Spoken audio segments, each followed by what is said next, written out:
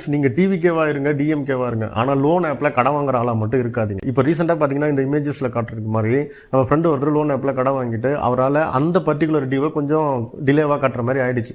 உடனே என்ன பண்ணிட்டாங்க, அவங்களுக்கு வாட்ஸ்அப்பில் வந்து இந்த மாதிரி ஒரு 3 இமேஜஸ் அனுப்பிச்சு விட்ருக்காங்க. இந்த இமேஜஸ் என்னன்றது உங்களுக்கு தெரியும், ஒன் டைம் ஓப்பன் பண்ணுற ஒரு இமேஜஸ். அது கம்பல்சரி என்னன்னா உங்கள் ஃபோட்டோவை தான் மார்ஃபிங் பண்ணி அனுப்பிச்சிருப்பாங்க.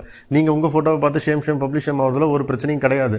அடுத்தது அதையே என்ன பண்ணுவோன்னா, நீங்கள் ரெஸ்பான்ஸ் பண்ணலன்னா உங்கள் கான்டாக்ட்ஸ் நீங்கள் ரெஃபரலுக்கு யாரை கொடுத்துறீங்களோ அவங்க நம்பருக்கு ஃபார்வர்ட் பண்ணுவாங்க. இல்லை இப்போ நம்ம ஃபோட்டோவை இது ஊரெல்லாம் வேற பார்க்கணுமா? ஸோ இந்த மாதிரி சுச்சுவேஷன் வந்துருச்சு அப்படின்னா என்ன பண்ணலாம்? முடிஞ்ச அளவுக்கு ஃபர்ஸ்ட் பணத்தை ரெடி பண்ணி கட்டுற வழியை பாருங்க. அப்படி இல்லை, அது கட்டுற சூழ்நிலையில் இல்லை அப்படின்னா ஃபர்ஸ்ட் ஆஃப் ஆல் இதுலேருந்து எப்படி மானம் மறுவாதையோட தப்பிக்கிறது அப்படின்னா, முதல்ல என்னுடைய ஃபோன் ஹேக் செய்யப்பட்டுள்ளது அப்படின்னு சொல்லிட்டு ஒரு ஸ்டேட்டஸை வச்சிருங்க. நம்மளுடைய கான்டாக்ட்ஸ்ல இருக்கிற எல்லாருக்கும் அந்த விஷயத்தையும் ஃபார்வர்ட் பண்ணிடுங்க. ஏன்னா இந்த மாதிரி ஏதாவது மார்ஃபிங் பண்ண போட்டோ போச்சுனாலும் நீங்க வந்து கடன்காரங்கிட்ட கடன் கட்டாதனால அந்த அவன் அம்சம் அப்படின்ற மாதிரி தெரிஞ்சுக்காம உங்க போனை யாரோ ஹேக் பண்ணி ஹேக்கர்ஸ் இப்படி பண்ணிட்டு இருக்காங்க அப்படின்ற மாதிரி நீங்க இப்போதைக்கு அந்த சுச்சுவேஷனை சமாளிக்கலாம். அதுக்கப்புறம் அவனுடைய லோனை கட்டுறதை தவிர வேற வழி இல்லை.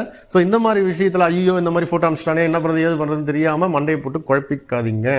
அப்படி இல்லைன்னா லோன் ஆப்ல லோனே வாங்காதீங்க.